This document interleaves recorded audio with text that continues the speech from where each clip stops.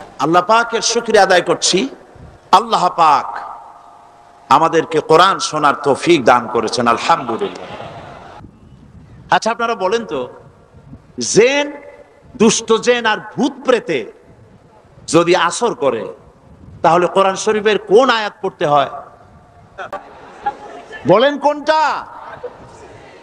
চট্টগ্রাম তাফসীর মাহফিল উপলক্ষেও কিছুটা ভূত প্রেতের আসর হয়েছে। এই ভূত প্রেতের আসর থেকে রক্ষা করার জন্যে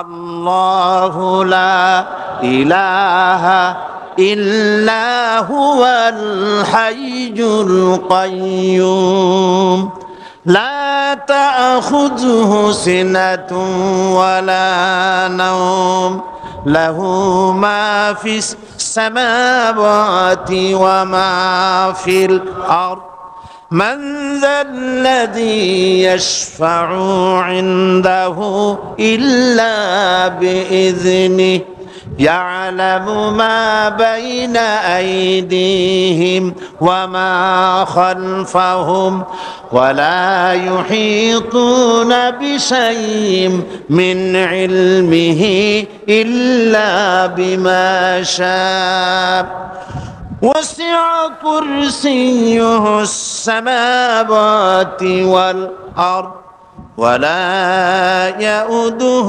حفظهما وهو العلي العظيم صدق الله العظيم সবাই বলেন সাদাকাল্লাহুল আযীম। আয়াতুল কুরসি, আগে এটার অর্থ করে নেই। আল্লাহু লা ইলাহা ইল্লা হুয়াল হাইয়ুল কাইয়্যুম, আল্লাহ হচ্ছেন তিনি যিনি ছাড়া কোনো ইলাহ নাই, যিনি সার্বভৌমত্বের একমাত্র মালিক। লা তাখুযুহু সিনাতুন ওয়ালা নাওম, যাকে ঘুম এবং তন্দ্রা স্পর্শ করে না। লাহু মা ফিস সামাওয়াতি ওয়া মা ফিল আরদ, আকাশ ও জমিনে যা কিছু আছে সবই তার। মান যাল্লাযী ইয়াশফাউ ইনদাহু ইল্লা বিইজনিহি, কে আছে এমন যে তার কাছে সুপারিশ করতে পারে তার বিনা অনুমতিতে? মা বাইনা আইদিহিম ইয়ালামু মা বাইনা আইদিহিম ওয়া মা খালফাহুম, তিনি সবার অগ্র পশ্চাৎ এর সব কিছুর খবর রাখেন। ওয়ালা ইউহিতুনা বিশাইইম মিন ইলমিহি ইল্লা বিমা শাআ, তার জ্ঞাত বিষয়ের কিছুই মানুষ নিজেদের আয়ত্তে আনতে পারে না। অবশ্য আল্লাহ যদি কাউকে কিছু দিতে চান, ওয়াসিআ কুরসিয়্যুহু সামাওয়াতি ওয়াল আরদ, তার একচ্ছত্র ক্ষমতা এবং কর্তৃত্ব আকাশ এবং জমিনকে পরিব্যাপ্ত করে রেখেছে। ওয়ালা ইয়াউদু হিফযুহুমা ওয়া হুয়াল আলিয়্যুল আযীম, আর আকাশ এবং পৃথিবীর রক্ষণাবেক্ষণ করতে গিয়ে আল্লাহ পাক মোটেই ক্লান্তি বোধ করেন না, আর তিনি হচ্ছেন এক মহান শ্রেষ্ঠতম সত্তা। বলি সাদাকাল্লাহুল আযীম। আয়াতুল কুরসি, এই আয়াতটি আয়াতুল কুরসি হিসেবে পরিচিত। কি নামে পরিচিত? আয়াতুল কুরসি। এখানে মহান আল্লাহ পাকের এমন সব পূর্ণাঙ্গ পরিচিতি পেশ করা হয়েছে যার নজির গোটা কোরআন শরীফে নাই। সুবহানাল্লাহ। তাই হাদিস শরীফে এই আয়াতটিকে শ্রেষ্ঠ আয়াত বলা হয়েছে। কোরআন শরীফের কি আয়াত? শ্রেষ্ঠ আয়াত বলা হয়েছে। আমরা প্রত্যেকটি ফরজ নামাজের পরে এই আয়াতে কারিমা পড়ে থাকি, ঠিক কিনা বলে? আল্লাহ বলেছেন প্রত্যেক ফরজ নামাজের পরে আয়াতুল কুরসি যে ব্যক্তি পাঠ করবে, কিয়ামতের দিন আল্লাহ রাব্বুল আলামিন ওই ব্যক্তির ব্যাপারে সিদ্ধান্ত নেবেন, আল্লাহ তাকে জান্নাত দান করে দিবেন। হতে পারে এবার আপনারা কেউ করতে পারেন, বাস ওয়াজ আর না শুনলে চলবে, আয়াতুল কুরসি পড়বো আর জান্নাতে চলে যাব। না, বিষয়টা এমন নয়। বিষয়টা হচ্ছে এই আয়াতুল কুরসির মধ্যে এমন কিছু কথা আছে যা বুঝে যদি পড়ে আর আমল করে, আল্লাহ পাক কিয়ামতের সিদ্ধান্ত নেবেন, জান্নাত দিয়ে দিবেন। সুবহানাল্লাহ, বলেন সুবহানাল্লাহ। এর কারণ হলো আয়াতুল কুরসির মধ্যে আল্লাহ পাক সার্বভৌমত্বের কথা বলেছেন। আজ আমরা স্লোগান দেই সব সমস্যার সমাধান। ও মাশাআল্লাহ, চট্টগ্রামের সবাই বোধহয় এই পরিচিত স্লোগানটা জানেন না। জবাব তো আপনারা জবাব দিতে পারলেন না কেন? সব সমস্যার সমাধান দেন স্লোগান আপনারাই।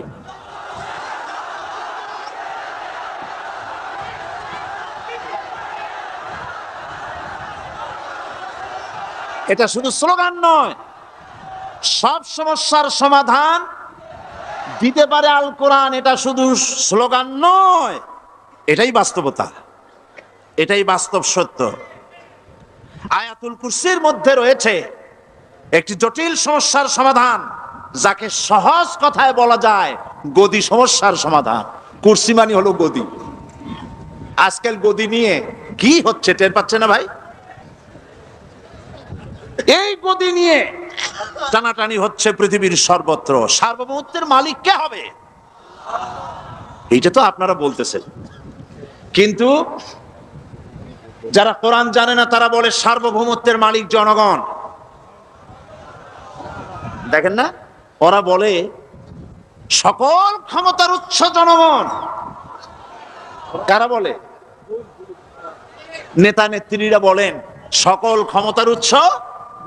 বল না কেন উৎস জনগণ? এই কথাটা হলো আসলে ভোটারদেরকে পামপট্টি দেওয়া, আপনাদেরকে ফুলাইয়া ডানলপ টায়ার বানায়। আপনারা খুব খুশি হবেন সমস্ত ক্ষমতার উৎস তাহলে আমরা। আরে বাবারা, তোমরা সকল ক্ষমতার উৎস যার পেট ভরা ময়লা, নাকের মধ্যে ছাতা, দাঁতে ছাতা, তুমি হবা সকল ক্ষমতার উৎস। আহার, ক্ষমতার ঠেলায় একটা সাপ দেখলে ভয়তে সিট হয়ে পড়ো, সাইকেলের টায়ার বাস্ট হইলে হার্ট ফেল করে। সকল ক্ষমতার উৎস, সকল ক্ষমতার উৎস জনগণ, এই কথা বলা কবিরা গুনাহ, এই কথা বিশ্বাস করা হারাম, এই কথা বিশ্বাস করা শিরক।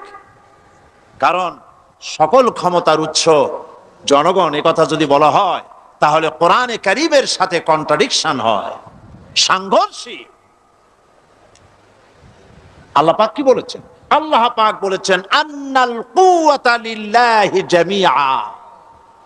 বলেন আন্নাল কুওয়াতা লিল্লাহি জামিআ। আমার আল্লাহ রাব্বুল আলামিন বলেন, জেনে রাখো নিঃসন্দেহে সকল ক্ষমতার উৎস কেবলমাত্র আল্লাহ রাব্বুল আলামিন। সকল ক্ষমতার উৎস কে? জোরে বলেন আল্লাহ, আল্লাহ, আল্লাহ। তিনি একমাত্র সকল ক্ষমতার উৎস। কোরআন আয়াতুল কুরসি আল্লাহ কোরআনে নাজিল করে সার্বভৌমত্বের মালিক কে হবে সমস্যার সমাধান করে দিলেন। রাসূল করিম সাল্লাল্লাহু আলাইহি ওয়াসাল্লাম মানুষের সার্বভৌমত্ব খতম করে মদিনায় আল্লাহর সার্বভৌমত্ব কায়েম করে তিনি একটি রাষ্ট্র কায়েম করলেন। মদিনার রাষ্ট্রের সার্বভৌমত্বের মালিক কে ছিলেন? আল্লাহ। জোরে বলেন কে ছিলেন? আল্লাহ। মানুষ তখন দেখতে পেল খোদাই সার্বভৌমত্বের ভিত্তিতে যে রাষ্ট্র গঠন হয় সেই রাষ্ট্র মানবতার জন্য কত কল্যাণকর হয়। সুবহানাল্লাহ বিহামদিহি। আয়াতুল কুরসিতে বলা হলো যে সার্বভৌমত্বের মালিক এই ক্ষমতা, এই ক্ষমতাটাকে আরবিতে বলা হয় উলুহিয়াত। এই ক্ষমতাকে সার্বভৌমত্বের ক্ষমতাটাকে আরবিতে কি বলা হয়? উলুহিয়াত। আর যার হাতে এই ক্ষমতাটা থাকে তাহলে বলে ইলাহ, তাকে কি বলা হয়? আল্লাহ রাব্বুল আলামিন আয়াতুল কুরসির শুরুতে এই কথাটাই বলে দিলেন, আল্লাহু লা ইলাহা ইল্লা হুয়াল হাইয়ুল কাইয়্যুম। আল্লাহ হচ্ছেন তিনি যিনি ছাড়া কোনো ইলাহা নাই। তার মানে হলো সার্বভৌমত্বের একচ্ছত্র মালিকানা কার হাতে? চিৎকার দিয়ে বলুন, আল্লাহ রাব্বুল আলামিনের হাতে। সার্বভৌমত্বের এই ক্ষমতা হস্তান্তরযোগ্য নয়। আর সার্বভৌমত্বের মালিক যিনি হবেন তার শুরু থাকবে না, শেষও থাকবে না। এই কোয়ালিটি কার মধ্যে আছে? আল্লাহ পাকের মধ্যে। আল্লাহ পাক বললেন তিনি হচ্ছেন আল হাই আল কাইয়্যুম, তিনি হাইয়্যু, তিনি কাইয়্যুম, তিনি শাশ্বত, তিনি জাগ্রত, তিনি চিরস্থায়ী, যার শুরুও নাই, যার শেষও নাই। সুবহানাল্লাহি ওয়া বিহামদিহি। এই সার্বভৌমত্বের মালিকানা নিয়ে যারা বসে আছে, যে কোনো মুহূর্তে তার হাত থেকে ক্ষমতা ছিনতাই হয়ে যেতে পারে, পারে কিনা?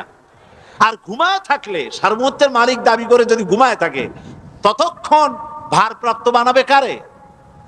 এই জন্য সার্বভৌমত্বের মালিক হচ্ছেন আল্লাহ পাক, যাকে ঘুম এবং তন্দ্রা স্পর্শ করে না।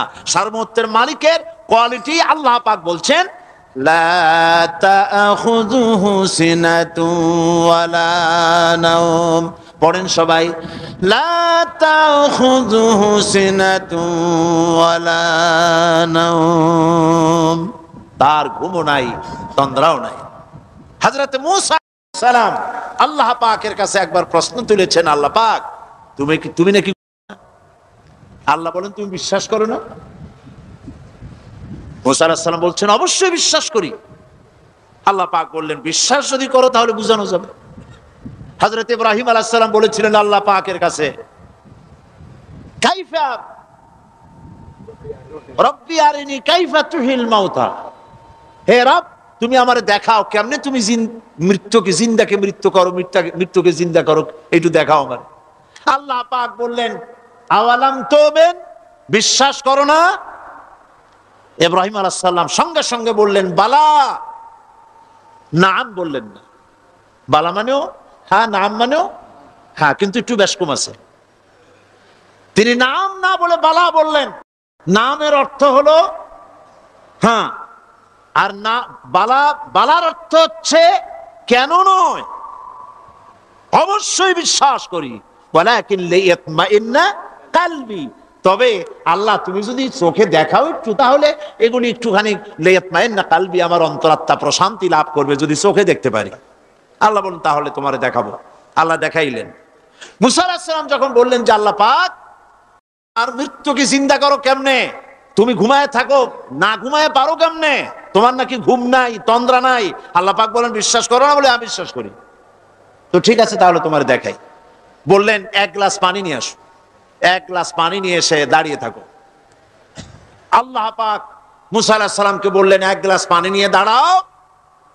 আর ঘুমকে আল্লাহ পাক বললেন মূসারে ধরো। মূসা আলাইহিস সালাম নিদ্রাচ্ছন্ন হলেন, তন্দ্রা এসে গেল, হাত শিথিল হয়ে হাতের থেকে পানি ভর্তি গ্লাস পড়ে ভেঙে চুরমার হয়ে গেল। মূসা আলাইহিস সালাম ভয় পেয়ে গেলেন। আল্লাহ রাব্বুল আলামিন বলেন ভয় পাওয়ার কোনো কারণ নাই, তোমার প্রশ্নের জবাব আমি এভাবেই দিলাম। এক গ্লাস পানি নিয়ে কয়েক মিনিট দাঁড়াইতে পারো নাই, ঘুমের সঙ্গে সঙ্গেই গ্লাস পড়ে ভেঙে গেল। তামাম আকাশ আর জমিন, গোটা সৃষ্টি জগৎ তোমার আল্লাহ পাকের হাতের মুঠার মধ্যে রয়েছে। আল্লাহ যদি ঘুমায় যায় সব শেষ হয়ে যাবে। তামাম সৃষ্টি জগতের ট্রাফিক কন্ট্রোল আল্লাহ কর্তৃক হয়, আর মানুষের যা হয় আল্লাহ পাক তার থেকে সম্পূর্ণ মুক্ত। আল্লাহ পাকের ঘুম নাই, তন্দ্রাও নাই। লা তাখুযুহু সিনাতুন ওয়ালা নাওম, ঘুমও নাই, তন্দ্রাও নাই। আল্লাহ পাক সমস্ত রকমের মানবীয় কোয়ালিটি থেকে, গুণ থেকে মুক্ত, মুবাররা, পবিত্র। আল্লাহ রাব্বুল আলামিন সার্বভৌমত্বের একচ্ছত্র মালিক হচ্ছেন আল্লাহ পাক। তিনি ছাড়া কোনো ইলাহ নাই। তিনি পরিষ্কার করে বলছেন আল্লাহু লা ইলাহা ইল্লা হুয়াল হাইয়ুল কাইয়্যুম। সবাই পড়েন আল্লাহু লা ইলাহা ইল্লা হুয়াল হাইয়ুল কাইয়্যুম। আল্লাহ হচ্ছেন সার্বভৌমত্বের মালিক, তিনি ছাড়া কোনো ইলাহ নাই। এমন একটি আয়াত তাফসীরের জন্য আল্লাহ এনে দিয়েছেন, যেই আয়াতটি বুঝলে পরে দুনিয়া শান্তি, আখিরাতেও শান্তি। গদি সমস্যার সমাধান হবে, সব সমস্যার সমাধান হবে। আয়াতুল কুরসি এমন আয়াত যা তেলাওয়াত করলে, বুঝলে, আমল করলে কিয়ামতের দিন আল্লাহ পাক তার সম্পর্কে সিদ্ধান্ত নেবেন, জান্নাত দিয়ে দিবেন। সুবহানাল্লাহ। আউযু বিল্লাহি মিনাশ শাইতানির রাজীম। বিসমিল্লাহির রাহমানির রাহিম। প্রত্যেক অক্ষরে অক্ষরে 10-10 করে নেকি এখন আমাদের নামায় আমলে লেখা হচ্ছে। সুবহানাল্লাহ। গলা ছেড়ে দিয়ে সবাই পড়েন আমার সাথে, আল্লাহু লা ইলাহা ইল্লা হুয়াল হাইয়ুল কাইয়্যুম লা তাখুযুহু সিনাতুন ওয়ালা নাওম লাহু মা ফিস সামাওয়াতি ওয়া মা ফিল আরদ من ذا الذي يشفع عنده إلا بإذنه يعلم ما بين أيديهم وما خلفهم ولا يحيطون بشيء من علمه إلا بما شاء وسع كرسيه السماوات والأرض ولا يؤوده حفظهما وهو العلي العظيم صدق الله العظيم। আয়াতুল কুরসি হচ্ছে কোরআন শরীফের সর্বশ্রেষ্ঠ আয়াত। সুবহানাল্লাহ। রাসূল বলেছেন আয়াতুল কুরসি হচ্ছে কোরআনে কারীমের সর্বশ্রেষ্ঠ আয়াত এবং আল্লাহ পাকের তাওহীদের ব্যাপারে, সার্বভৌমত্বের ব্যাপারে এত বিস্তারিত অল্পের মধ্যে আর অন্য কোন আয়াতের মধ্যে ভাবে আসে নাই। এই জন্য আয়াতুল কুরসির এত মর্যাদা। কালকে আরো একটা হাদিস শোনাইছিলাম, বোধহয় নিশ্চয়ই আপনাদের মনে আছে। প্রত্যেক ফরজ নামাজের পরে আয়াতুল কুরসি যে একবার পড়বে, তেলাওয়াত করবে, কিয়ামতের দিন আল্লাহ পাক তার সম্পর্কে সিদ্ধান্ত নেবেন, তাকে জান্নাত দিয়ে দিবেন। সুবহানাল্লাহ কইতে ইচ্ছে করলো না? আলহামদুলিল্লাহ বলবেন না? তার অর্থ হলো এই আয়াতুল কুরসি যদি মানুষ পড়ে আর বোঝে আর ওই অনুযায়ী যদি আকীদা তৈরি হয়, জীবন তৈরি হয়, তার জীবন জান্নাতের জন্য তৈরি হয়ে যায়। গতকাল আল্লাহ পাকের সার্বভৌমত্বের কথা আমরা আলোচনা করেছিলাম। আলোচনা করব আল্লাহ পাকের পরিচয়। আল্লাহ পাক তিনি কে? আমরা বলি আল্লাহ। আমরা কি বলি? বলেন সবাই, কি বলি? আমি অনেকবার আপনাদেরকে এই কথাটা বলেছি, বোধহয় নিশ্চয়ই মনে আছে। আল্লাহ এই উচ্চারণটা আমাদের অনেকের হয় না, কেউ বলে না আল্লাহ। আল্লাহ পাকের উচ্চারণটা হচ্ছে, আল্লাহ পাকের নামকরণ হচ্ছে আল্লাহ। মুখটা একটু গোল হয়ে যাবে, বলেন আল্লাহ আল্লাহ আল্লাহ। পৃথিবীতে বিভিন্ন জাতি তার স্রষ্টাকে, তারা যাকে স্রষ্টা মনে করে বিভিন্ন নামে ডাকে। কেউ বলে ভগবান, কেউ বলে ঈশ্বর, কেউ বলে পরমেশ্বর, কেউ বলে বিধাতা, কেউ বলে গড। বিভিন্ন নামে লোকেরা এভাবে ডাকে। তো ভগবান বললে তার প্রতিশব্দে স্ত্রীলিঙ্গে কি আসে? বলেন ভগবতী।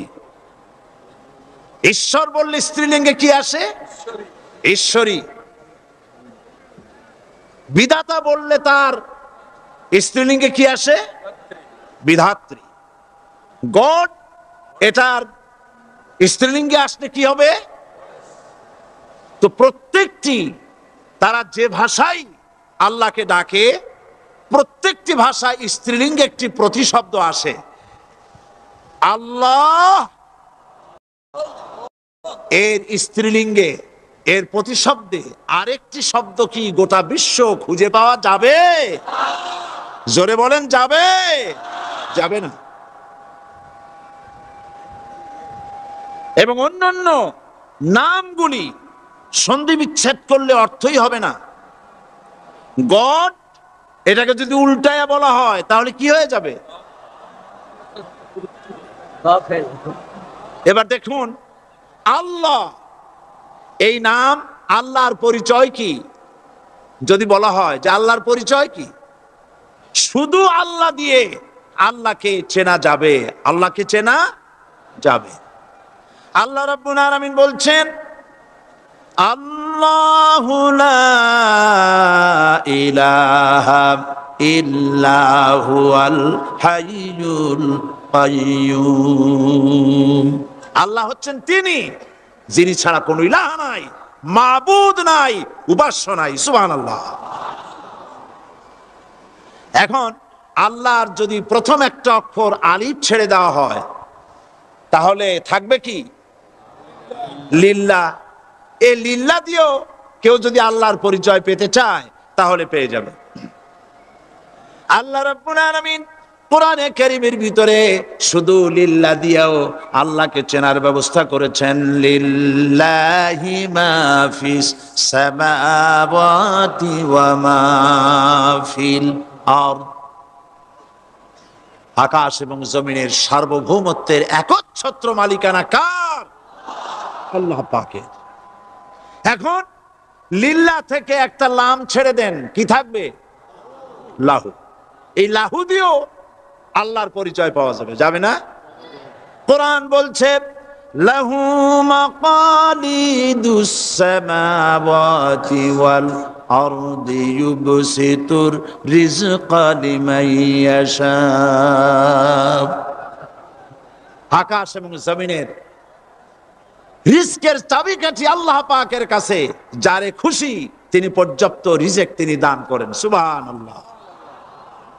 এবার লাহুর লাম ছেড়ে দেন, থাকবে কি? একটা অক্ষর। এই একটি অক্ষর দিয়ে আল্লাহ পাকে চেনা যাবে। ইন্নাহু হুয়াল গফুরুর রহিম। তিনি হচ্ছেন মহা ক্ষমাশীল, দয়াবান। আল্লাহর পরিচয় আল্লাহকে দিয়েই জানা যায়। আল্লাহর পরিচয় হচ্ছে তিনি এই আকাশ সৃষ্টি করেছেন, এই জমিন সৃষ্টি করেছেন, মানব গোষ্ঠীকে সৃষ্টি করেছেন। আকাশের স্রষ্টাকে, জমিনের স্রষ্টাকে, মানুষের স্রষ্টাকে আল্লাহ পাক। দেখুন, আল্লাহ পাক আকাশের স্রষ্টা, জমিনের স্রষ্টা, মানুষের স্রষ্টা। এই কথাকে ভুলিয়ে দেওয়ার জন্যে, এই কথাটিকে ভুলিয়ে দেওয়ার জন্য আল্লাহকে অস্বীকার করছে এক শ্রেণীর লোকেরা। তারা বলছে দেয়ার ইজ নো গড, স্রষ্টা বলতে কেউ নাই, আনসিন ইজ নাথিং। আল্লাহ পাক কোরআনকে বোঝার জন্য, আল্লাহকে চেনার জন্য ব্যবস্থা করেছেন। ওরা বলছে কি আনসিন ইজ নাথিং, যা দেখা যায় না সেটা কিছুই না, সেটা বিশ্বাস করি না। তো আল্লাহর যখন রং নাই, গন্ধ নাই, তাকে বিশ্বাস করি কেমনে? বলে নাউজুবিল্লাহি মিন যালিক। আরে ভাই, তোমরা তো এমন বহু জিনিস আছে যা না দেখে বিশ্বাস করো। আপনারা কি বাতাস দেখেছেন? বিশ্বাস করেন কিনা? বিশ্বাস করেন কিনা? আপনারা কি ইথার দেখেছেন? বিশ্বাস করেন কিনা? ফুলের গন্ধ দেখেছেন কিন্তু বিশ্বাস করেন কিনা? মাধ্যাকর্ষণ শক্তি, ল অফ গ্রাভিটেশন আপনারা চোখে দেখেছেন? বিশ্বাস করেন কিনা? অনেক জিনিস এমন আছে যা আমরা চোখে দেখি না কিন্তু বিশ্বাস করি। হযরত ইমাম আবু হানিফা রাহমাতুল্লাহ আলাইহির সাথে এক নাস্তিকের বহাস হবে। স্থান এবং তারিখ নির্ধারণ করা হলো। ইমাম সাহেব দেরি করে আসলেন। নাস্তিক বলছে, আমি আপনার সঙ্গে কোনো বিতর্কে যেতে চাই না, কারণ আপনি ওয়াদা রক্ষা করতে পারেন নাই, নির্ধারিত সময় অন্তত 3 ঘন্টা পরে এসেছেন। তিনি বললেন, আমি কেন দেরি করলাম সেটা তো তুমি জিজ্ঞেস করবে। আচ্ছা বলেন কেন দেরি করেছেন? তিনি বললেন, দেখো, এই জায়গায় আসার পথে একটা নদী বেঁধেছিল, তো আসবো কি করে? আমার কাছে পারাপারের কোনো বন্দোবস্ত ছিল না। এক পর্যায়ে হতাশ হয়ে গেলাম, আমার বোধহয় যাওয়াই হবে না। শেষ পর্যন্ত আমি দেখতে পেলাম হঠাৎ করে আমার পাশে একটা ফলের বীজ পড়লো, তা দিয়ে একটা গাছ অঙ্কুরিত হলো। দেখি না দেখ গাছটা একটা ময়ূর হয়ে পরিণত হয়ে গেল। কই থেকে একটা করাতে সে গাছটা কেটে ফেলে দিল। ফটাফট কতগুলি তক্তা বেরিয়ে আসলো, কোথার থেকে একটা হাতুড়ি আর কতগুলি লোহা এসে ঠাস ঠাস করে বাড়ি লেগে একটা কিস্তি তৈরি হয়ে গেল। কিস্তিটার ধাপায় পড়লো নদীতে, আমি লাফ দিয়ে উঠলাম, তাই দেরি হলো। নাস্তিক বলছে, আপনার সাথে আমি জানছিলাম যে আপনি অত্যন্ত বুদ্ধিমান মানুষ, কিন্তু যে ঘটনা শুনাইলেন আপনার স্ক্রু একটাও টাইট আছে বলে মনে হয় না, আপনার সাথে আর কোনো বহস নয়। তিনি বললেন, কেন? কয় বহস না, আপনি বলছেন যে এইরকম একটা গাছ চারা হয়ে গেল, সাথে সাথে বিনা মিস্ত্রিতে গাছটা কাটলো, তারপর এইটা দিয়ে তক্তা হলো, লোহা আসলো, হাতুড়ি হইলো, বিনা মিস্ত্রিতে কিস্তি তৈরি হয়ে গেল, নৌকা এটা পড়লো নদীতে, আর বিনা মাঝিতে আপনি পার হয়ে আসলেন। এটা কি আদৌ সম্ভব? ইমাম আবু হানিফা রাহমাতুল্লাহ আলাইহি বলছেন, তোমার সাথে আমি কোনো কিতাব দিয়ে ঝগড়া করব না, কোনো কিতাব দিয়ে আমি তোমার সাথে বহস করব না। এই একটি দৃষ্টান্ত তোমার জন্য যথেষ্ট। একটা মিস্ত্রি ছাড়া যদি একটা কিস্তি তৈরি না হতে পারে, একটা গাছ কেটে তক্তা যদি না হতে পারে, এই বিশাল আকাশ, এই বিশাল জমিন, আর তোমার মতো এরকম একটা সুন্দর মানুষ বিনা মিস্ত্রিতে বিনা স্রষ্টায় তৈরি হলো কেমনে? এক কথায় নাস্তিক বলছে, আমার জীবনের ভুল ধরা পড়ল। নাস্তিক বলছে, জীবনের ভুল ধরা পড়েছে, আমি মুসলমান হয়ে গেলাম। লা ইলাহা ইল্লাল্লাহু মুহাম্মাদুর রাসূলুল্লাহ। জোরে পড়েন, লা ইলাহা লা ইলাহা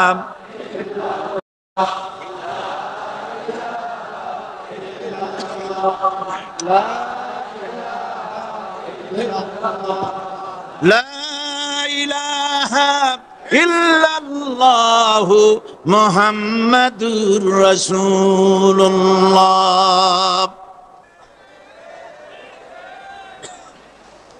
আল্লাহ পাক বলছেন, আমি আদম, আমি দাউদ এবং সুলাইমানকে জ্ঞান দান করেছি, ইব্রাহিমকে জ্ঞান দান করেছি। কোরআন শরীফের বহু জায়গায় শুধু জ্ঞানের কথাই বলা হয়েছে। সুবহানাল্লাহ। সুতরাং বুদ্ধিজীবী, এই বুদ্ধিজীবীরা তারা আসল জ্ঞানটা নাই। আসল জ্ঞান কোনটা বলেন? কোনটা? ডক্টর শহীদুল্লাহ মরহুম, আমি অনেকবার বলেছি তার কথা, তাকে জান্নাতুল ফেরদাউস নসিব করুন, বলেন আমিন। ডক্টর শহীদুল্লাহ মরহুম বলতেন তার লোকদেরকে যে তোমরা বিদেশ থেকে অনেক ডিগ্রি নামের আগে আনতে পারো, তোমরা পণ্ডিত, একথা আমি স্বীকার করি, কিন্তু কোরআন শরীফের জ্ঞান যদি না থাকে তাহলে পণ্ডিতের আগে আর একটা শব্দ বসবে, মূর্খ পণ্ডিত। কোরআনের জ্ঞান পাণ্ডিত্যকে পরিপূর্ণ করে দেয়, কারণ ওমা উতিতুম মিনাল ইলমি ইল্লা কালিলা। সুবহানাল্লাহ। আল্লাহ পাক বলছেন, তোমাদেরকে সামান্যতম জ্ঞান দান করেছি। কতটুকুন জ্ঞান? কতটুকুন? সামান্যতম জ্ঞান দান করেছি। সুতরাং আল্লাহ পাক কোরআনের মধ্যে তার নিজের পরিচয় ছোট্ট একটি সূরার মধ্যে ব্যাপক আকারে বলে দিয়েছেন। কি? কুল হুয়াল্লাহু আহাদ। সবাই পড়েন আমার সাথে, কুল হুয়াল্লাহু আহাদ আল্লাহুস সামাদ লাম ইয়ালিদ ওয়া লাম ইউলাদ ওয়ালাম ইয়াকুল লাহু কুফুয়ান আহাদ। আল্লাহ পাক বলেন আল্লাহ এক এবং একক, তিনি কারো মুখাপেক্ষী নন, তিনি কাউকে জন্ম দেন নাই, তাকেও কেউ জন্ম দেয়নি। আকাশ আর জমিনে আল্লাহর সমকক্ষ কেউ নাই। সুবহানাল্লাহ বিহামদিহি। তাকে কেউ জন্ম দেয়নি, তিনিও কাউকে জন্ম দেননি। তিনি এক, তিনি ছিলেন, তিনি আছেন, তিনি থাকবেন। তার শুরুও নাই, তার শেষও নাই। সুবহানাল্লাহ। এই আল্লাহ রাব্বুল আলামিন তার পরিচয় আয়াতুল কুরসি সার্বভৌমত্বের পরিচয় দিয়েছে, আল্লাহর পরিচয় দিয়েছে। আল্লাহ তিনি খালিক। মানব সৃষ্টির এবং পৃথিবীর সৃষ্টির ইতিহাস ঘাটলে মানুষের যদি কিসমত ভালো থাকে, তাহলে আল্লাহর সান্নিধ্য, আল্লাহর অস্তিত্ব সম্পর্কে জ্ঞান তাকে আল্লাহ পাক দান করে দেন। সুবহানাল্লাহ। পৃথিবীর সৃষ্টির ব্যাপারে বুদ্ধিজীবীরা কি বলছেন দেখুন। পৃথিবীর সৃষ্টির ব্যাপারে বিজ্ঞানীরা বলছেন যে এই পৃথিবী এরকম ছিল না। তো কি রকম ছিল? এইটা সূর্যের পাশ থেকে একটা উজ্জ্বল শক্তিশালী জ্যোতিষ্ক দারুণ ফোর্স নিয়ে যাচ্ছিল। সেই ফোর্স সহ্য করতে না পেরে সূর্যের একটি দুর্বলতম অংশ সূর্য থেকে ছিটকে মহাশূন্যে পড়ে গেল, আর ঘুরতে ঘুরতে এই পৃথিবীর অস্তিত্ব লাভ করল। বিজ্ঞানের এই কথা যদি বিশ্বাস করতে হয়, তাহলে আমাকে বলতে হয় এখন তো মানুষেরা আর পৃথিবীতে ধরছে না, ঠিক কিনা? কথা বলছেন না কেন? মানুষ পৃথিবীতে এখন ধরতেছে। বিভিন্ন দেশ খালি বলতেছে মানুষ কমাও, সন্তান কমাও, বিভিন্ন পদ্ধতি গ্রহণ করো, আর মানুষ বাড়ায়ও না। আল্লাহ পাক বলছেন আল্লাহু লা ইলাহা ইল্লা হুয়াল হাইয়ুল কাইয়্যুম। আল্লাহ হচ্ছেন তিনি যিনি ছাড়া কোনো ইলাহ নাই। লা ইলাহা ইল্লাহু, তিনি ছাড়া কোনো ইলাহ নাই, সার্বভৌমত্বের মালিক কেউ নাই। এই যে লা ইলাহা, কোনো ইলাহ নাই, আমরা কালেমার মধ্যে এই কথাটা বলি। আমাদের কালেমায় তাইয়্যিবা আমরা কি উচ্চারণ করি? লা ইলাহা ইল্লাল্লাহু মুহাম্মাদুর রাসূলুল্লাহ। জোরে পড়েন লা ইলাহা লা ইলাহা ইল্লাল্লাহু মুহাম্মাদুর রাসূলুল্লাহ। লা ইলাহা, কোনো ইলাহ নাই। এই দাওয়াত দিয়েছেন দুনিয়ার সমস্ত পয়গম্বর। এটা কি শুধু রাসূলুল্লাহর দাওয়াত ছিল? সমস্ত নবীদের স্লোগান ছিল একটা। সমস্ত নবীদের স্লোগান ছিল কয়টা? সবাই বলুন, কি সেই স্লোগান? লা ইলাহা ইল্লাল্লাহ। কোরআন শরীফের ভিতরে ইলাহ শব্দ 147 বার এসেছে। লা ইলাহার অর্থ যদি এই হয় কোনো উপাস্য নাই আল্লাহ ছাড়া, কোনো মাবুদ নাই আল্লাহ ছাড়া, মুহাম্মদ সাল্লাল্লাহু আলাইহি ওয়াসাল্লাম আল্লাহর প্রেরিত রাসূল, তাহলে তো এত ঝঞ্ঝাট হওয়ার কথা ছিল না। আপনারা বলেন, নবীরা যখনই এই দাওয়াত দিয়েছেন লা ইলাহা ইল্লাল্লাহ, তখন সংঘর্ষ হয়েছে কিনা? হয়েছে কিনা? বাধা আসছে কিনা? তাহলে এই কথাটা কি যার কারণে এরকমের বাধা আসে? লা ইলাহা ইল্লাল্লাহ, এর চাইতে বিপ্লবাত্মক, এর চাইতে রিভলিউশন সৃষ্টিকারী কথা আল্লাহর আকাশের নিচে জমিনের উপরে আর একটাও হতে পারে না। লা ইলাহা ইল্লাল্লাহ। ইলাহ শব্দের অর্থ শুধু উপাস্য আর মাবুদ নয়। ইলাহ শব্দের অর্থ হচ্ছে আইনদাতা, ইলাহ শব্দের অর্থ হচ্ছে শাসনকর্তা, ইলাহ শব্দের অর্থ হচ্ছে বিধানদাতা। তো লা ইলাহা যখন একটি লোক ঘোষণা করে, তার অর্থ দাঁড়ায় কোনো আইনদাতা নাই, বিধানদাতা নাই, শাসনকর্তা নাই, কারো আইন মানি না, বিধান মানি না, শাসন মানি না, আল্লাহ ছাড়া। কে ছাড়া? আল্লাহ ছাড়া।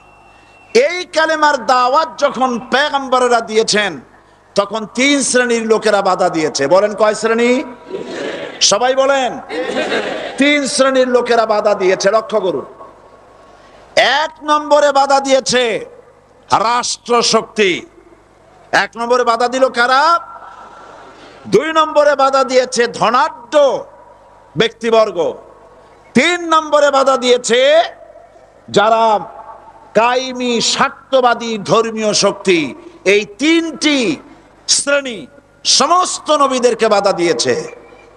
সেই বাধা অতীতে যারা দিত এখন আর দেয় না, নাকি এখনো দেয়? দেখুন, এই কালেমার দাওয়াত হযরতে মূসা আলাইহিস সালামকে যেদিন আল্লাহ পাক প্রথম ওহী দিলেন, এই দাওয়াত শুধু রাসূল দেন নাই, আল্লাহ পাক বলছেন প্রত্যেক নবী তার জাতিকে এই দাওয়াত দিয়েছেন। কি?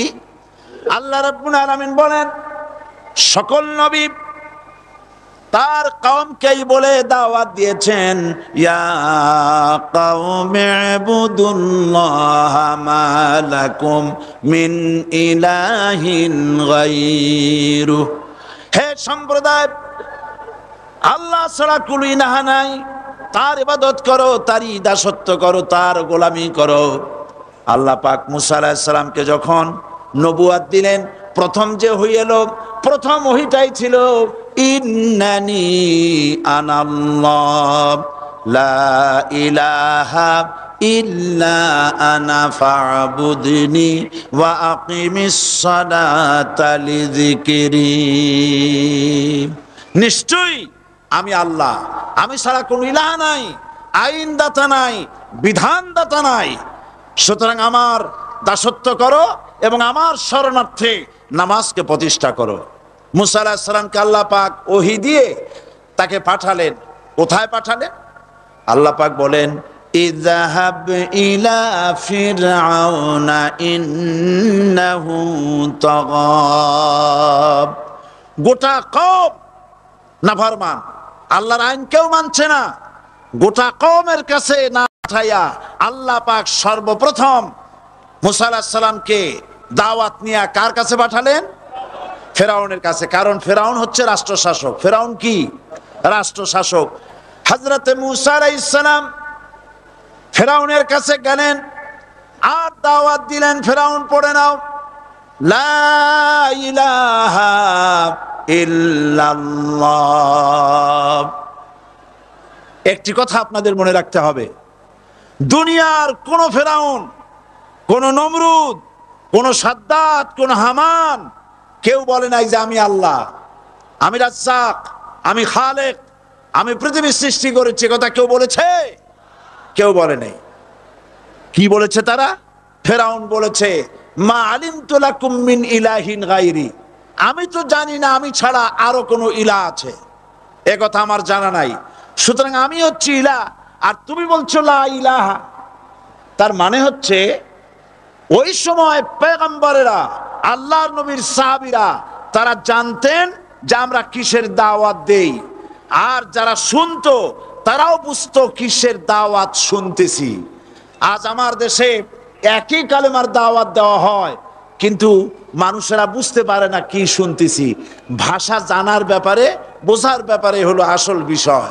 এটা বুঝাতে গিয়ে আমি মাঝে মধ্যে একটা দৃষ্টান্ত দেই এভাবে। একজনের একটা রেশনের দোকান ছিল, সেই দোকানে তার একটা ময়না পাখি ছিল। আর ময়না পাখিকে কথা শেখানো যায়, সেটা তো আপনারা জানেন। জি, ময়নাকে শিখায়েছে যে লাইন করুন, এক এক করে আসুন। ময়না এই কথা শিখেছে। সকালবেলায় যখন রেশনের দোকানে ভিড় পড়ে গেছে, তখন ওই পাখি খাঁচার মধ্যে বসে বলছে লাইন করুন, এক এক করে আসুন। একদিন খাঁচার দরজা খোলা পেয়ে পাখি উড়ে গিয়ে গাছের ডালে বসেছে। আশেপাশে যত পাখি ছিল তারা চিন্তা করলো এই রকমের পাখি তো কখনো দেখি নাই। ময়না তো দেখতে কাকের মতো না, শালিকের মতো না, দেখতে একটা ভিন্ন রকম। ওরা এসে চতুর্দিক থেকে এই নবান্তক, এই যে নতুন এসেছে, ওরে ঠোকরানো শুরু করেছে চতুর্দিক থেকে। ঠোকরানি খেয়ে ময়না বলতেছে লাইন করুন, এক এক করে আসুন। এখন ময়না তো বোঝে না যে কি বলতেছি। আর যে পাখিরা ঠোকরাচ্ছে তারাও তো বোঝে না যে কি শুনতেছি। ময়না যদি বুঝতো যে আমি কি বলি, সবাই মিলে ঠোকরায়, তাই জান বাঁচে না, লাইন করে ঠোকরাইনি তো কলজে যাবে, সব ঠোঁটে ঠোঁটে চলে আসে, বোঝে নাই। আমাদের অবস্থা তাই হয়েছে। সুতরাং এই কালেমার দাওয়াত যখন হযরতে মুসা আলাইহিস সালাম দিলেন, ফেরাউন বলল আমি তো জানি না যে আমি ছাড়া আরো কোন ইলা আছে, আইনদাতা তো আমি, তুমি নতুন কোথা থেকে আইনদাতা নিয়ে আসছো? ফেরাউন বলছে দেখো, আমারে বাদ দিয়া যদি অন্য কাউকে ইলা বলে তুমি মানো, আর সেই শিক্ষা যদি যে জাতিকে দাও, তাহলে আমি তোমাকে ধরে লাআজআলান্নাকা মিনাল মাসজুনিন, আমি তোমাকে কারারুদ্ধ করব, আমি তোমাকে জেলখানায় ঢুকিয়ে দেব। রাষ্ট্র শক্তি প্রথম বাধা দিল কারা? বলেন সবাই। সেই বাধা কি ওখানে শেষ হয়েছে না এখনো আছে? আছে কিনা জোরে বলেন। আমি তোমাকে জেলখানায় ঢুকাবো। হযরত মুসা আলাইহিস সালাম বলেন ফেরাউন রে, জেলের ভয় আমি করি না, আমাকে জেলের ভয় দেখায়া লাভ নাই, আমি আল্লাহ পাকের পয়গম্বর হযরতে মুসা আলাইহিস সালাম। ফেরাউনের দলবল আছে, লোক লস্কর আছে, তার অস্ত্রের অভাব নাই। আল্লাহ রাব্বুল আলামিন মুসা আলাইহিস সালামের কাছে একটা অস্ত্র দিয়া দিলেন, দিছিলেন কিনা? দিছিলেন কিনা? আল্লাহ পাক হযরত মুসা কি বলেছেন, ওয়া মা তিলকা বিয়ামিনিকা ইয়া মুসা, মুসা রে তোমার হাতে ওটা কি? মুসা আলাইহিস সালাম বললেন এটা লাঠি। আল্লাহ পাক বললেন ফেলে দাও লাঠি, লাঠি ফালায় দিলেন, কি হয়ে গেল? হিয়া হাইয়াতুন তাসআ, লাঠি হয়ে গেল। এখন লাঠি পড়ে সাপ হয়ে গেল। সাপ দেখে নবী হোক, ওলি হোক, সাহাবী হোক আর আলেম হোক, সাপ দেখলে ভয় করে না মানুষের? মুসা আলাইহিস সালাম ভয় পেয়েছে। আল্লাহ রাব্বুল আলামিন হযরত মুসাকে শোনায় দিলেন, খুযহা ওয়া লা তাখাফ সানুঈদুহা সিরাতাহাল উলা,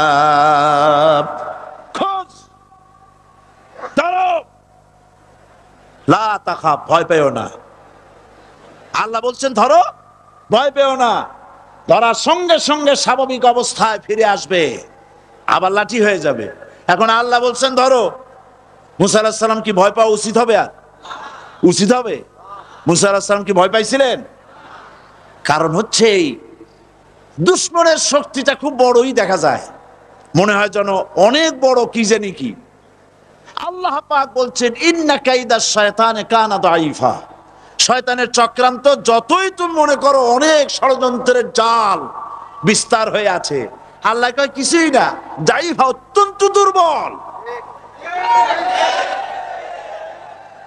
আল্লাহ পাক বললেন ধরো, মুসা আলাইহিস সালাম সাপ ধরলেন, সঙ্গে সঙ্গে লাঠি হয়ে গেল।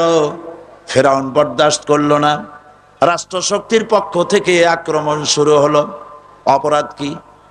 মুসা আলাইহিস সালামের অপরাধ কি? কি অপরাধ? মাশাআল্লাহ, বুঝতে পেরেছেন। অপরাধ হচ্ছে তিনি বলেছেন লা ইলাহা, জোরে বলেন লা ইলাহা ইল্লাল্লাহ। এই কালেমাকে আজ আমরা ভিক্ষার বুলি বানাইছি। এটা হলো সার্বভৌমত্বের বুলি, এটা হচ্ছে আল্লাহ পাকের সার্বভৌমত্বের কথা। আজ আমরা মানুষের কাছে আমরা শুনি, মানুষেরা ভিক্ষা চায়, লা ইলাহা ইল্লাল্লাহ, এক মুঠ চাউল দেন, লা ইলাহা ইল্লাল্লাহ 10 খান পাই দেন। এই হচ্ছে কালেমার জিকির। আবার কেউ কেউ জিকির করতেছে লা ইলাহা আস্তে, ইল্লাল্লাহ জোরে, এমন জোরে কলব সাফ করে, কলব তাতে থাকলেও পারে গেলেও পারে।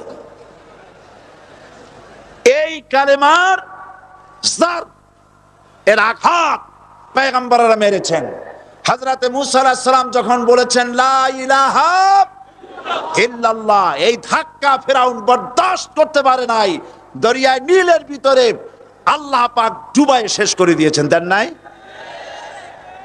হযরতে মুসা আলাইহিস সালাম তার উম্মতেরা দরিয়ার পাশে বসে দ্বীনি কথাবার্তা বলতেছেন। এমন সময় ফেরাউন, তার শত্রু হচ্ছে মূসা আলাইহিস সালাম। শত্রু কেন? মূসা কি ফেরাউনের পাকা ধানে মই দিয়েছে নাকি? বলেন আপনারা। তার হালের গরু পিটায় মারছে নাকি? অপরাধ হলো তিনি আল্লাহর জমিনে আল্লাহর আইন প্রতিষ্ঠার কথা বলেছেন। এই শুধুমাত্র এই অপরাধে ফেরাউন তার দলবল নিয়ে 3 দিক থেকে আক্রমণ করেছে। মূসা আলাইহিস সালামের উম্মতেরা ভয় পেয়ে গেছেন। তারা বলছেন ইন্না লামুদরাকুন, আমরা পাকড়াও হয়ে গেছি। 3 দিকে সাড়াশি আক্রমণ, 3 দিকে শত্রু, একদিকে দরিয়া, পালাবার রাস্তা আছে? হযরত মূসা আলাইহিস সালাম ভয় পেয়ে গেলেন, সারেন্ডার করলেন না। হযরত মূসা আলাইহিস সালাম বললেন কাল্লা, কখনো নয়, ভয় পাওয়ার কোনো কারণ নাই। রব্বি সায়াহদিন, অবশ্যই আমার রব আমার জন্য রাস্তা করে দিবেন। ভয় পাইও না, আমার রব রাস্তা করে দিবেন। আল্লাহ রাব্বুল আলামিন হযরত মূসা আলাইহিস সালামকে অর্ডার করলেন, হাতের লাঠি দিয়া দরিয়ার উপরে আঘাত করো। হযরত মূসা আলাইহিস সালাম দরিয়ার উপর আঘাত করলেন।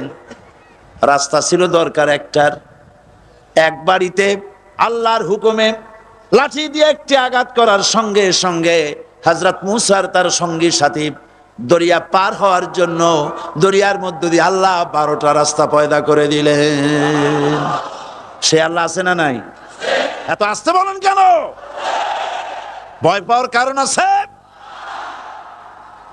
রাষ্ট্র শক্তি বাধা দিয়েছে সমস্ত নবীদেরকে।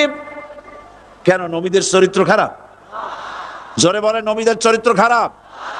নবীদের চাইতে মাসুম, বেগুনাহ, উন্নত চরিত্রের মানুষ আল্লাহর আকাশের নিচের জমিনের উপরে আর হয় নাই।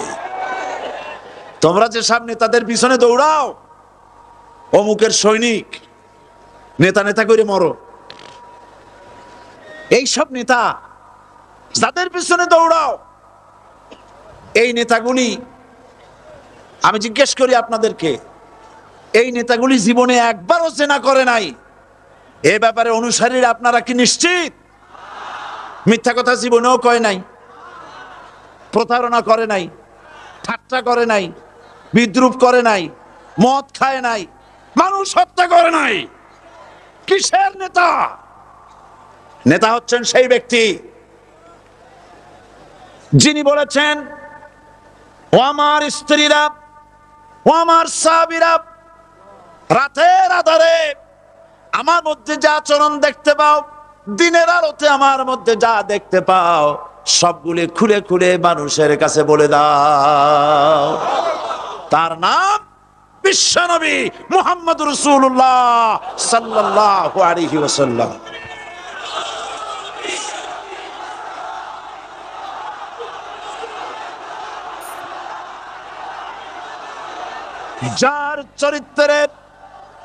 যার চরিত্রের সার্টিফিকেট আল্লাহ রাব্বুল আলামিন নিজে দিচ্ছেন, ওয়া ইন্নাকা লাআলা খুলুকিন আযীম।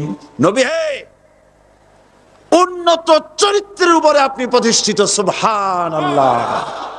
কে সার্টিফিকেট দিচ্ছেন? আযীম, আযীম। আরবিতে চওড়াকে বলা হয় আরিদ, গভীরতাকে বলা হয় আমিক। কত প্রশস্ত, যা মাপার কোনো ফিতা নাই।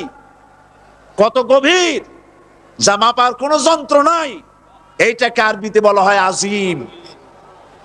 সুবহানাল্লাহ বলতে ইচ্ছে করে না? ও নবী, তোমার চরিত্র এমন যা মাপার মতো যন্ত্র পৃথিবীতে নাই। লা ইলাহা ইল্লাল্লাহ। পড়েন সবাই, লা ইলাহা ইল্লাল্লাহ। আপনিও যদি নবীদের মতো, সাহাবীদের মতো বুঝা এই কলেমার দাওয়াত দেন, বাধা আসবেই। বোঝাবুঝির ব্যাপার, বুঝতেই সারলো। কত মাহফিল হয় বাংলাদেশে, হয় না? কোনো বাধা নাই, ঠিক কিনা? কত পূজা হয়, পার্বণ হয়, গান হয়, থিয়েটার হয়, গুণাগার বিবির গান হয়, কত কিছু হয়। কোনো বাধা আছে? তাফসিরের মাহফিলে বাধা। কারণ ওরা বুঝতে পেরেছে এ তাফসিরের মাহফিলে গাজীর গীত হয় না, এ তাফসিরের মাহফিলে আল্লাহ সার্বভৌমত্ব কায়েমের আন্দোলন চলে।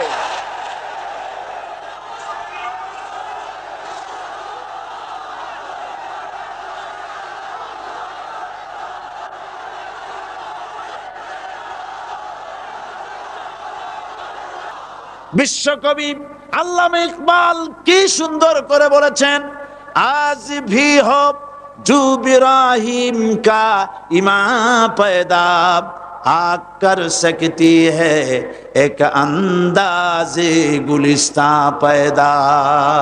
ইব্রাহিমের ঈমান যদি আজও কোথাও হয় বিদ্যমান, করতে পারেন অগ্নিকুণ্ডে খুবসুরত এক গুলিস্তান।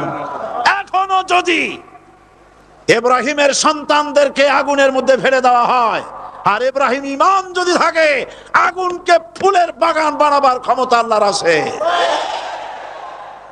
চিরকাল আল্লাহ পাক এই কালেমাকে দিয়েছেন আল্লাহর সার্বভৌমত্বকে প্রতিষ্ঠা করার জন্য। আয়াতুল কুরসি শুধু পড়ে বুকে ভু দেওয়ার জন্য নয়। পড়েন আমার সাথে, আল্লাহু লা ইলাহা ইল্লাহু আল হাইয়ুল কাইয়্যুম। দুনিয়ার সমস্ত পয়গম্বর অত্যাচারিত হলেন, শুধু তাই নয়, বিশ্ব নবী আখেরি জামানার পয়গম্বর নবী মুহাম্মদ রাসূলুল্লাহ সাল্লাল্লাহু আলাইহি ওয়াসাল্লাম জাতির কাছে আসলেন। তিনি এসে বললেন, ইয়া আইয়ুহান নাস কুলু লা ইলাহা ইল্লাল্লাহ। প্রথম দাওয়াত, প্রথম দাওয়াত। শুনছেন কথা? রাসূলুল্লাহ বলছেন, ও জাতি, আমার রাসূল তো মক্কার রাসূল না শুধু, মদিনার রাসূল না শুধু, আরবি ভাষা ভাষীদের রাসূল না শুধু, আমার নবী কি নবী? চিল্লায় বলেন। তাই তিনি বলেছেন, ও বিশ্বের মানবতা, বিশ্বের মানব গোষ্ঠী, যদি মুক্তি পেতে চাও, নাজাত পেতে চাও, উচ্চারণ করো, বিশ্বাস করো, আমল করো, বলো লা ইলাহা ইল্লাল্লাহ। জোরে পড়েন, লা ইলাহা ইল্লাল্লাহ, লা ইলাহা ইল্লাল্লাহু মুহাম্মাদুর রাসূলুল্লাহ। কোরআনে কারীমের ভিতরে আয়াতুল কুরসির মধ্যে বলে দিয়েছেন, আল্লাহু লা ইলাহা ইল্লাহু আল হাইয়ুল কাইয়্যুম। প্রাণ খুলে সবাই পড়েন, বসা মানুষ, দাঁড়ানো মানুষ, আল্লাহু লা ইলাহা ইল্লাহু আল হাইয়ুল কাইয়্যুম। আল্লাহ রাব্বুল আলামিন, তিনি ছাড়া কোনো ইলাহ নাই, তিনি সার্বভৌমত্বের মালিক, কেউ নাই আল্লাহ ছাড়া। এই কথা মানুষকে ঘোষণা করতে হবে। সুবহানাল্লাহ ওয়ালহামদুলিল্লাহ লা ইলাহা ইল্লাল্লাহ। সুবহানাল্লাহ ওয়ালহামদুলিল্লাহ লা ইলাহা ইল্লাল্লাহ। সুবহানাল্লাহ ওয়ালহামদুলিল্লাহ লা ইলাহা লা ইলাহা ইল্লাল্লাহু মুহাম্মাদুর রাসূলুল্লাহ। আল্লাহুম্মা আমিন। রব্বানা যালামনা আনফুসানা ওয়া ইন লাম তাগফির লানা ওয়া তারহামনা লানাকুনান্না মিনাল খাসিরিন। সবাই পড়েন আমার সাথে, রব্বানা যালামনা আনফুসানা ওয়া ইন লাম তাগফির লানা ওয়া তারহামনা লানাকুনান্না মিনাল খাসিরিন। রব্বানা যালামনা আনফুসানা ওয়া ইন লাম তাগফির লানা ওয়া তারহামনা লানাকুনান্না মিনাল খাসিরিন। আলোচনায় যদি কোনো ভুল হয়ে থাকে আল্লাহ দয়া করে মাফ করে দাও। রব্বুল আলামিন আমাদের দোয়া দুরুদি জিকির আজগারে আমাদের আলোচনায় তুমি যে খুশি হয়েছো যতটুকুন তার সওয়াবটুকুন বিশ্বনবী মুহাম্মাদুর রাসূলুল্লাহ সাল্লাল্লাহু আলাইহি ওয়াসাল্লামের রূহ মুবারকে পৌঁছায়া দাও। রব্বুল আলামিন तमाम अंबियाए किराम उलमाए मुतकद्दिमीन उलमाए मुताखिरीन सलफे सालिहीन যারা দুনিয়া থেকে মুমিন মুমিনাত বিদায় হয়ে গেল আল্লাহ কবরগুলিকে জান্নাতের টুকরায় পরিণত করে দাও। রব্বুল আলামিন এই লক্ষ লক্ষ মুসলমান নরনারী ভিক্ষুকের মতো তোমার দরবারে হাত তুলেছি আল্লাহ গো, আমাদের মধ্য থেকে আমাদের মা বাপ যাদের দুনিয়া থেকে বিদায় হয়ে গেছে আল্লাহ আমাদের মা বাপের কবরে সওয়াব পৌঁছায়া দাও। রব্বুল আলামিন আত্মীয় স্বজন যদি বিদেশে থাকে 2 মাস 6 মাস পর চিঠি দিয়া খোঁজ খবর পাওয়া যায়, প্রত্যেক দিন টেলিফোন করে খবর পাওয়া যায়, কিন্তু আমাদের মা বাপ যাদের মারা গেল বছরের পর বছর যুগের পর যুগ বিদায় হয়ে গেল, কোন হালতে আছে জানি না। আল্লাহ আমাদের মা বাপের কবরগুলি জান্নাতের টুকরায় পরিণত করে দাও। রব্বুল আলামিন আমাদের আব্বা কত মহব্বত করতেন, কত কষ্ট করেছেন। আল্লাহ তাআলা আমাদেরকে লেখাপড়া শেখাবার জন্য কত কষ্ট করেছেন, মানুষ বানাবার জন্য কত কষ্ট করেছেন, আমাদের জন্য ঘর বাড়ি বানায়া জায়গা জমি কিনে রেখে সবগুলি থুয়ে খালি হাতে চলে গেছে বাবা। আল্লাহ আমাদের আব্বার রুহের পরে সওয়াব পৌঁছায়া দাও। রব্বুল আলামিন এখন তো আর বাড়ি গেলে নাম ধরে কেউ ডাকে না। আয় আল্লাহ আমাদের আব্বা যত গুনাহ করেছি জানা অজানা সমস্ত গুনাহগুলি আল্লাহ তুমি সাইয়াতগুলি হাসানাত দিয়া বদলাইয়া দাও। রব্বুল আলামিন আমাদের জনম দুঃখিনী মা, আয় আল্লাহ মা যা যে হারাইছে সেই বোঝে কি নিয়ামত তার চলে গেছে। আল্লাহ আমাদের মা যার বিদায় হয়ে গেছে মায়ের কবরটাকে জান্নাতের টুকরায় পরিণত করে দাও। রব্বুল আলামিন মায়ের পেটের ভিতরে বসে 10টা মাস ধরে মায়ের কষ্ট দিছি, তিনি ডেলিভারিতে কষ্ট করেছেন, 2-2.5 বছর বুকের দুধ খেয়ে কষ্ট দিয়েছি, পেশাব পায়খানা করে মায়ের কাপড় চোপড় নষ্ট করে দিয়েছি।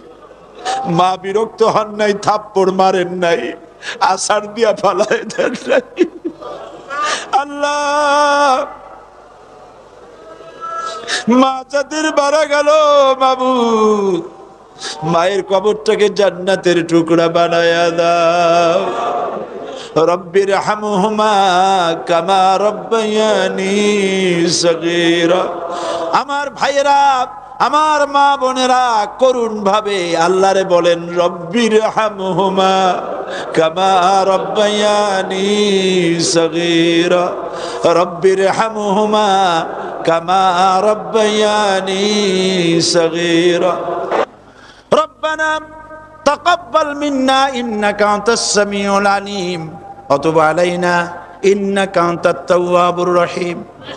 سبحان ربك رب العزة عما يصفون وسلام على المرسلين والحمد لله رب العالمين واجعل آخر كلماتنا عند الموت لا ইলাহা ইল্লাল্লাহু মুহাম্মাদুর রাসূলুল্লাহ। আসসালামু আলাইকুম ওয়া রাহমাতুল্লাহ।